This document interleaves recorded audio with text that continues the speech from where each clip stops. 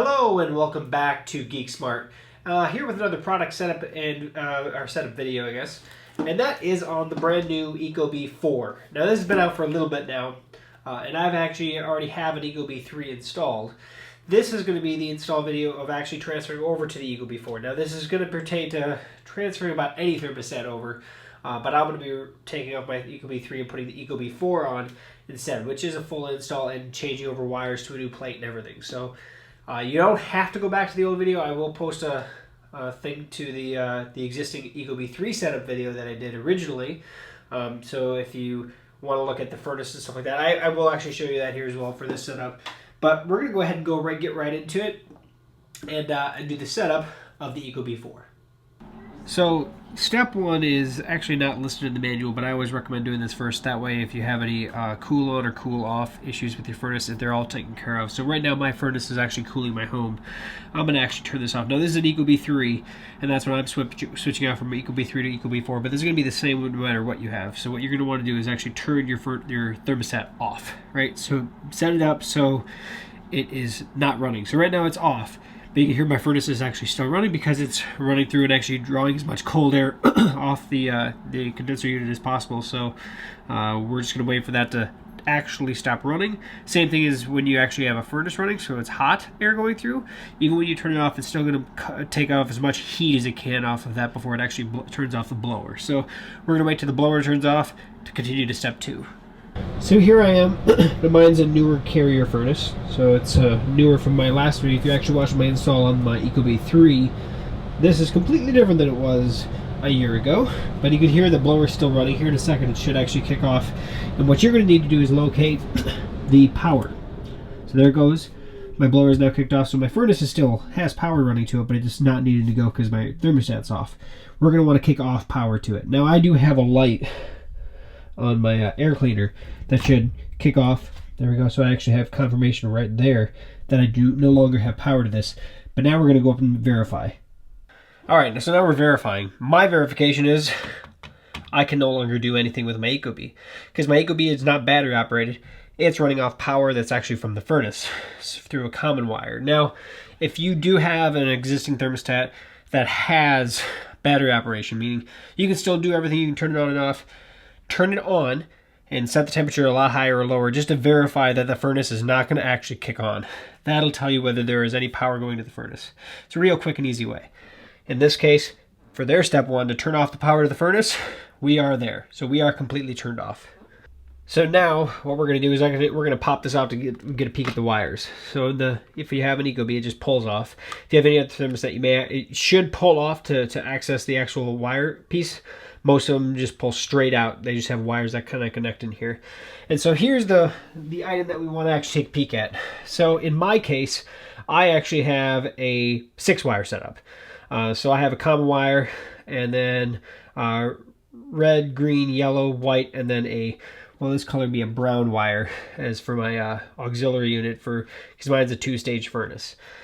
So, with that said, I do have another wire here that's not being used, an orange wire, and that's for a future humidifier that I'll probably add down the line.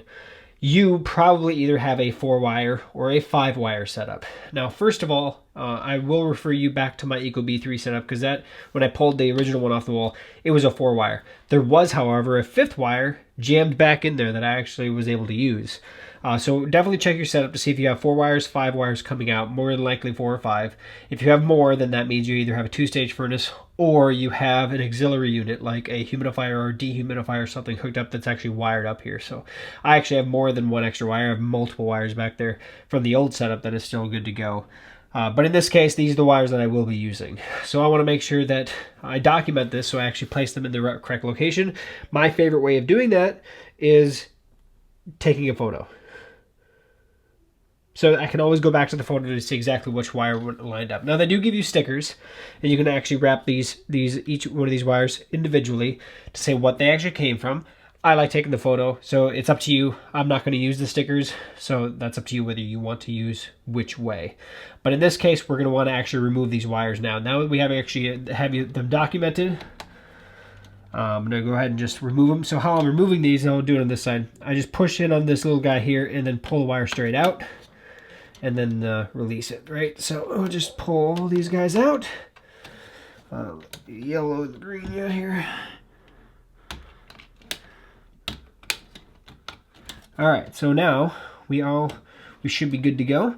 And now my next step is going to actually be removing this wall plate. So we just have this screwed in with a Phillips screw, just drywall screws is what's kind of holding this guy in place. Which I'm just probably going to reuse my existing drywall screws here, because I know they're long enough, they go into the stud enough, and to go. Now you can use the mounting screws that they give you, and there's my existing wires that are just back there that I'm not using anymore. So like I said, every specific instance is going to be slightly different. In this case, I need the larger wall plate because of all this mess going on. When we ran a new furnace, I actually ran a brand new wire, so that was lots of fun, tell you what. But that said, we're going to go ahead and go into the step of actually mounting the new one. So I did want to make mention real quick, like I did my ecobee4 video, is that I'm not going to be installing, this is their 4-wire to 5-wire conversion. Now this actually mounts, it gets installed down at the furnace. It's so if you have a 4-wire run from the thermostat down to the furnace down below, this will allow you to use the ecobee4 on a 4-wire setup. Essentially, it still uses 5 wires to connect to the furnace itself. If you actually pull off the panel on your furnace, you'll see where the thermostat wires connect, and they'll all be color-coded, and they'll all be written the exact same letter designations. And so these will actually use on that. This will go into the one of these will go into the common wire at the furnace, and so you can actually power the ecobee off a 4-wire setup. So they have this, it comes with the ecobee4. If you don't have 5 wires, not the biggest deal in the world. You just have to mount this and actually attach this at the furnace. So essentially what you do is color to color, right? You take the red, wherever you have the red, high red, you take it off the furnace, you plug that into the R here. The one from the G into the G, the one from the Y and the white. Those 4 go into here, and then you have your blue common wire, which is the power wire, that attaches and then converts it to a 4-wire setup. So I'm not installing this in my setup, but it comes with it, and it's not a hard setup. If you can do this, you should be able to do this. Just like you have the power off on the furnace, that switch, you're not going to get electrocuted as long as you flip the switch off. So not too hard to install. All right, so this is the plate that comes with the ecobee4. Obviously, you can see it's not going to cover all the disaster that is my wall, but it also comes with the larger base, which is going to cover it. In this case, you can see how there's a square piece in the center that lines up, and those holes will line up. Now, if I have it upside down, they won't, right? It's not going to actually line up. And actually, it's not easy to push in there because this is shaped slightly different. So all you got to do is make sure that the holes line up and goes over the square hole, and then fish these 5 wires, or in my case, 7 wires, through the central hole, and then find, if you have actually, like in my case, I'm going to be able to reuse the existing screw holes, it looks like, which is nice. I like that. I'm going to go ahead and just loosely get them in there so it doesn't pop off the wall on its own. Now it does come with a bubble level built into the actual unit. So once you get this kind of signed up, I'm going to get this bottom one tightened first, I think. And then I'll be able to adjust the bubble level to square. Here we go. All right, now don't crank down it too tight. It is plastic, right?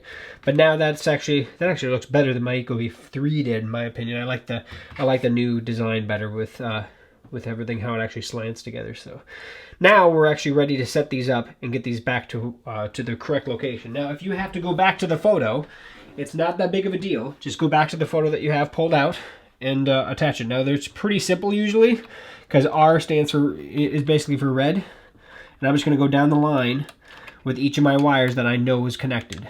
So I know I had a green wire, and it was G for green, right? So I'm going to actually go through that and plug that guy in there. And what you do is every time you push one of these in, you don't have to push this down. It should actually slide in on its own almost. And then it shouldn't be able to just tug back out. So you want to make sure that it gets in there and there's no wire exposed. Y for yellow, and I think that was in the yellow one. And then I had a common wire, which is my blue wire. Alright, there we go, plugged in there. W wire, which is the white one.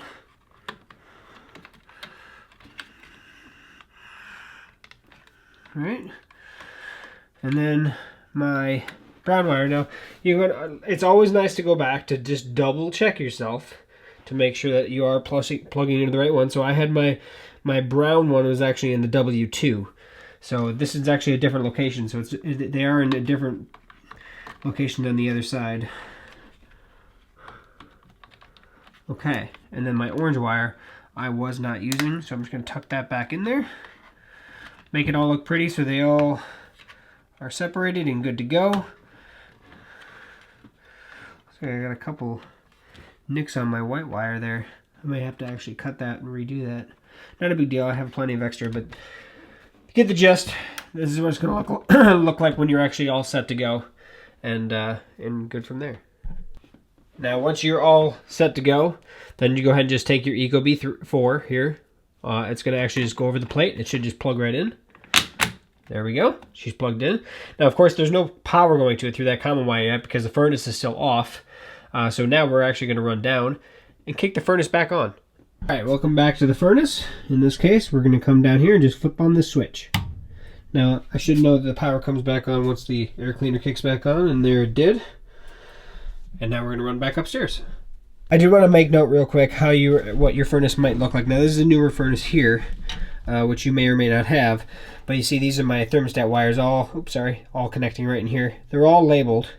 So G, you'll see them all labeled down there. So if you have any wonderings of which wire goes to what, this is what you're going to want to come down. Now, mine actually have two different wires. One from the AC unit, which is these red and white ones. Then the rest of this is actually ones from the thermostat, and you can see where the orange one is just sitting down here like I had up top. But I do want to show you that it's no more difficult than it is up there, except for rather than quick pushing clips, you will have to have a screwdriver to actually adjust these. And if we got power right, you should come up and actually see this thing starting up. Now, it's just on ecobee, it's in startup mode right now from fresh, so we should go right into setup mode, which we'll do next. Here we are. All right, so from here on out, the instruction booklet really is not going to do you a whole lot of good. The guide itself will actually be on the actual ecobee. So it says, hi there, we'll guide you through the setup process. Let's get started. Great. Let's see. That's correct. So I only have an RC. That is correct. It actually automatically detected exactly how I have it set up, which I have, those 6 wires. That's exactly what I have. Yes, that is correct. I do not currently have any accessories installed. If you had a humidifier, dehumidifier, or ventilator, you would actually select those there. I prefer Fahrenheit. I have a furnace, not a boiler. Obviously, you change this according to what you have. How do you want your fan to be controlled? By the ecobee or by the furnace? I'm going to go by the ecobee, and you can choose this yourself. Name your device. I'm just going to call it my ecobee. Sounds good to me. Connect to Wi-Fi using the iPhone, iPad. Select Wi-Fi network. You know what? I'm going to actually go select Wi-Fi network. I'm going to do it from here itself so you can see how it's done. There's my Wi-Fi network. And now I'm going to enter my password. So I'm going to do that without your eyes. So I just hit connect after I put in my password. And it's pretty easy. It doesn't actually block it out, so you'll actually see your password there, which is nice to see. That's why I didn't start the video up, because there's no just asterisks. So it's connected to ecobee.com. It's 75 seconds remaining, estimated at least. And while it does that, I'm going to, look at that, success. Look at that. That was faster than 75 seconds. What is the current mode? Well, right now we're going to go into cool mode, because this is the summer. What is my ideal home temperature during the winter? I'll keep it at 69, sure. During the summer, I would say it's probably in the 76. We're going to go 75 for now. Enable smart home. Absolutely enable that. Save me some money. I am in the United States. I am in Chicago time. There we go. Requesting registration code. It'll do its thing and get it all registered and ready to roll. And then I'm actually going to take this screen protector out. You can see that they actually put something here so you can actually get it off fairly easily. Assuming that's what that's for. Yep. And the screen protector is now off, and that's actually where the sensor is now. So I do have to go on and register it real quick, so I'm going to actually get on the website and registry that real quick so I can actually monitor my energy use. So since I already had an ecobee3, I already have an ecobee account, which we cannot see my thermostat. Of course you can't see my ecobee3. It's not online anymore. So I'm on my ecobee app. I'm going to click over here and I'm going to hit add new thermostat. I've already installed the device, so I'm going to register the device, that's what that is doing. And then there's going to be a code up here. So that's where we're going to enter in the VDQQ and return. Boom, and it's going to register myself, and now I can. So there for the weather, it actually means where my address is. I don't need you guys knowing that. Home IQ, I'm going to have that on there. Home type. Mine is a, I guess I don't know what's, multiplex row house. I guess it's a row. No, it's not really a row house. Townhouse. Just a house.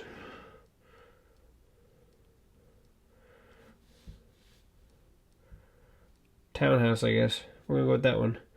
Home size is between 1,000 and 1,500. Number of floors, including the basement, 2. My home was built in the 1970s. Hit next. ecobee plays well with Alexa. Yes, let's set that up now. All right, so now we're gonna sign into Amazon, which should pop up here. All right, so I'm going to go ahead and sign into my Amazon account.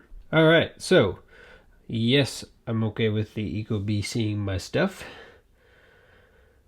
And congratulations, setup is successful. Try speaking to your ecobee.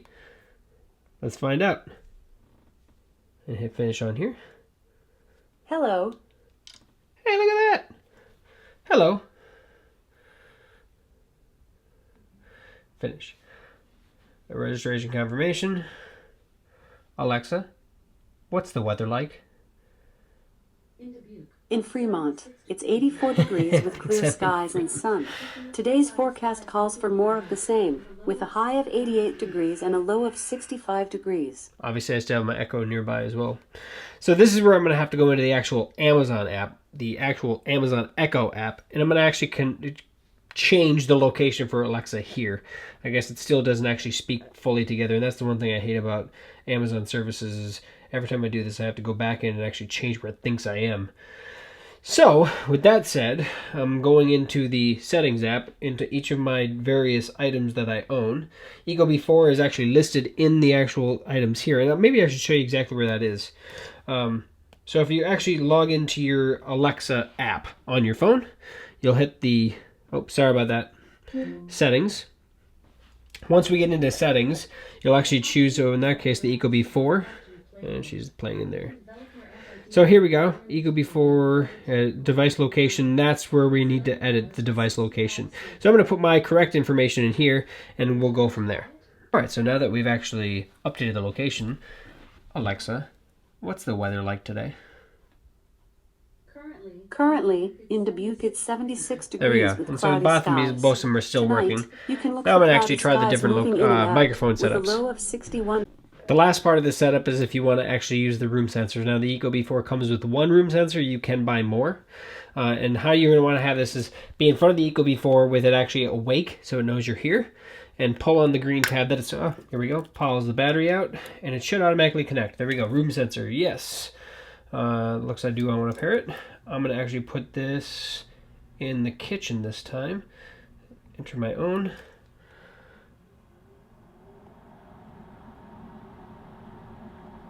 You know what?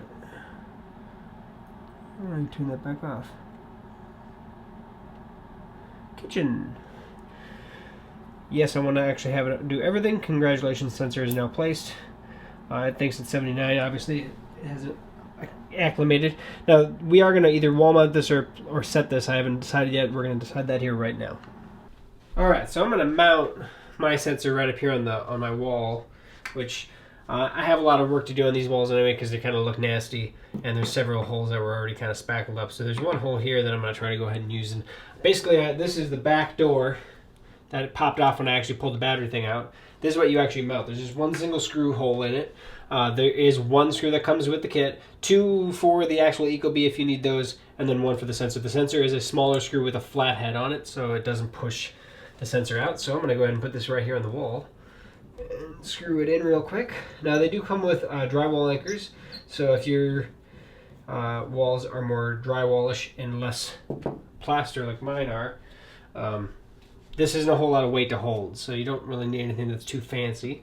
And then it should pop into place and stay right there. Now obviously it's in a location that's going to see if I'm here or not, and it's going to get the temperature sensation in the room, but I'm not going to really bump it because obviously it's not as thick as the phone is. So not too difficult, to be honest. It's a pretty straightforward install as long as you know where the wires go, and if you have a 4 or 5 wire setup, it's pretty simple. Or even if you have an accessory like a humidifier or a dehumidifier or anything like that, it's not too difficult to get this thing working, and it kind of walks you through the setup when you actually get the item powered up. For those of you that don't have the common wire to power this from the actual furnace itself or from your home's wiring, so you don't have to worry about batteries, big benefit there. Obviously, you're going to want to make sure that you use that adapter that comes with it to make it power from that device, because this cannot run on battery power. So, which is a good thing. I mean, you no more battery swapping. Now that again, most thermostats last a long time, and whenever you have a wireless device, it's going to eat batteries otherwise. So, hope you like the install video.